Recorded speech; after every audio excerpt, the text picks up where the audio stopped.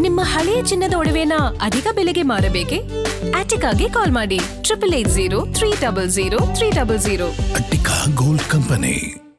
ನಾಗೇಂದ್ರ ವಿಚಾರದಲ್ಲಿ ನಾನು according to me ನನಗಿರ್ತಕ್ಕಂಥ knowledge ನಾನಿರ್ತಕ್ಕಂಥ ಸ್ವಲ್ಪ ಏನು ಮಾಹಿತಿಯನ್ನು ಸಂಗ್ರಹ ಮಾಡಿದ್ದೀನಿ.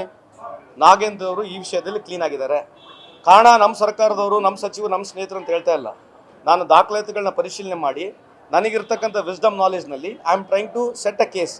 ಏನಿದೆ ದೇರ್ ಇಸ್ ಅ ಸೇಯಿಂಗ್, 100 ಕಲ್ಪ್ರಿಟ್ಗಳು ಸದಾ ಸಿಗಲಿದ್ರೆ ಪರವಾಗಿಲ್ಲ, ಒಬ್ಬ ಇನ್ನೋಸೆಂಟ್ ಸಿಗಬಾರ್ದು ಅಂತಕ್ಕಂಥ ನಾಗೇಂದ್ರದ ಕೇಸು.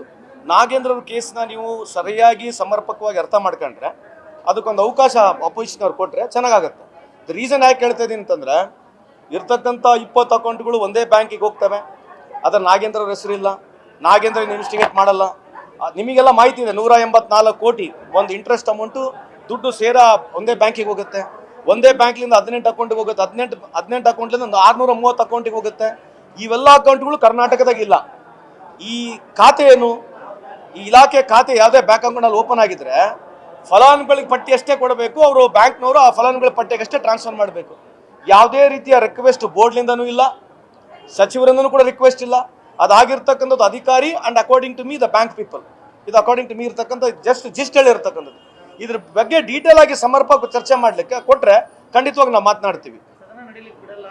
ಅಲ್ಲ, ಯಾಕೆ ಬಿಡಲ್ಲ ಅಂತಂದ್ರೆ ಬೇರೆ ಗುರ್ತಾಗತ್ತಲ್ಲ. ನಾಗೇಂದ್ರ ಅವ್ರ ಬಗ್ಗೆ ಈಗ ನಾವು ಮಾತನಾಡಿದ್ರೆ ಸಂಪೂರ್ಣ ಅವ್ರೇನು ಪಟ್ಟಿ ಹಚ್ಚಿದ್ರು, ನಾಗೇಂದ್ರ ಅವ್ರ ಬಗ್ಗೆ ಏನು ಮಾತನಾಡಿದ್ರು ಅದ್ರ ಜನಕ್ಕೆ ಗುರ್ತಾಗುತ್ತೆ.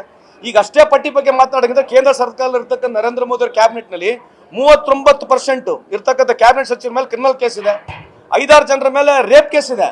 ಇದ್ರ ಬಗ್ಗೆ ಚರ್ಚೆ ಮಾಡಲಿಲ್ಲ, ಯಾಕೆ ಮಾಡಬಾರ್ದು? ಈಗ ನಾವು ನಾಗೇಂದ್ರನ ಡಿಫೆಂಡ್ ಮಾಡ್ಕೊಂಡು 2 ರೀಸನ್ ಇದೆ. ಒಂದು, ಯಾವಾಗ ಚಾರ್ಜಸ್ ಬಂತು ಈ ರಿಸೈನ್ ಮಾಡಿದ್ರು. We should really appreciate Nagendra ಈ ವಿಷಯದಲ್ಲಿ. ಯಾಕಂದ್ರೆ ಯಾವಾಗ ಚಾರ್ಜಸ್ ಬಂತು ಅವ್ರು ರಿಸೈನ್ ಮಾಡಿದ್ರು. ರಿಸೈನ್ ಮಾಡಿ 18 ತಿಂಗಳಾಗಿದೆ. ಫೆಮಾ ಬಂತು, ಫೆರಾ ಬಂತು, ಇಡಿ ಬಂತು, CBI ಬಂತು, SIT ಬಂತು. SIT ನಲ್ಲಿ ಅವ್ರ ಮೇಲೆ FIR ಇಲ್ಲ. ಈಗ ನಿಮ್ಮ ಪ್ರಕಾರ CBI ನಲ್ಲಿ ED-ನಲ್ಲಿ ಕೇಸ್ ಇದೆ. ಈ ಹಸ್ ಗಾನ್ ಟು ಬೇಲ್ ನಾವು. 18 ತಿಂಗಳಾಗಿದೆ, ಬೇಲ್ ಸಿಕ್ಕಿ, ಈಸ್ ಔಟ್ ಆಫ್ ಬೇಲ್ ನಾವು. So why should not we have a proper ಒಂದು ನರೇಷನ್ ಆಗಲಿ. ನರೇಷನ್ಗೆ ಒಂದು ಅವಕಾಶ ಕೊಡಲಿ, ಅಸೆಂಬ್ಲಿಯಲ್ಲಿ ಕೊಡಲಿಲ್ಲ, ನಾವು ಮಾತಾಡ್ತೀವಿ.